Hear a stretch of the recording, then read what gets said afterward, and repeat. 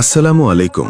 আজ আমি আপনাদেরকে পরিচয় করিয়ে দিতে চাই সরস্বতী আল জামিয়া আল ইসলামিয়া দারুল উলুম মাদ্রাসা।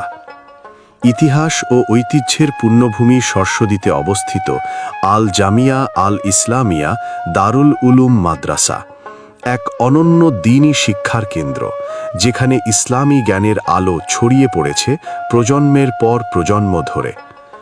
এই খ্যাতনামা কওমি মাদ্রাসাটি প্রতিষ্ঠিত হয় ১৯৪৩ সালে হিজরি ১৩৬৪ সনে ফেনী সদর উপজেলার ১ নং সরস্বতী ইউনিয়নের মনোরম পরিবেশে। মাদ্রাসাটি প্রতিষ্ঠা করেন দুই মহান ব্যক্তিত্ব, হযরত মাওলানা শাহ সুফি নূর বখশ রাহমা ও হযরত মাওলানা নজির আহমদ শহীদ রাহমা।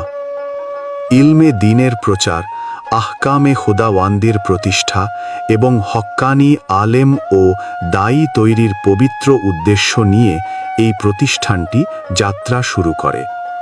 সেই থেকে আজ পর্যন্ত দীর্ঘ ৭৭ ধরে এটি দ্বীনি জ্ঞান চর্চা ও আমলিয়াতের অগ্রভাগে রয়েছে।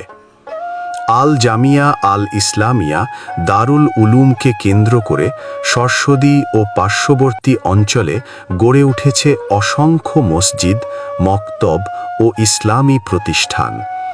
এখানে রয়েছে প্রায় ৪০০ বছরের ঐতিহ্যবাহী মসজিদ, বীর মুজাহিদ মোহাম্মদ আলী চৌধুরী জামে মসজিদ, যা বর্তমানে গণপ্রজাতন্ত্রী বাংলাদেশ সরকারের প্রত্নতত্ত্ব অধিদপ্তরের তত্ত্বাবধানে রয়েছে। প্রতিদিনেই বহু দর্শনার্থী এই প্রাচীন মসজিদটি দেখতে আসেন। মাদ্রাসার উদ্দেশ্যে প্রতি বছর অনুষ্ঠিত হয় তাফসিরুল কোরআন মাহফিল, যেখানে হাজারো মুসাল্লি সমাবেত হয়ে কোরআনের নূরের আলোতে আলোকিত হন।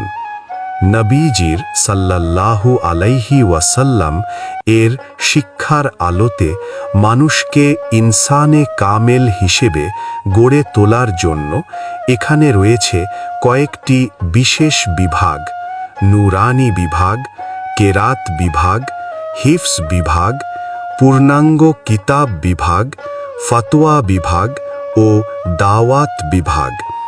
বর্তমানে মাদ্রাসাটিতে প্রায় ৯০০ জন ছাত্র এবং তাদের তত্ত্বাবধানে রয়েছেন ৪৭ জন অভিজ্ঞ শিক্ষক। দীর্ঘ ২৯ বছর মুহতামিম হিসেবে দায়িত্ব পালন করার পর হযরত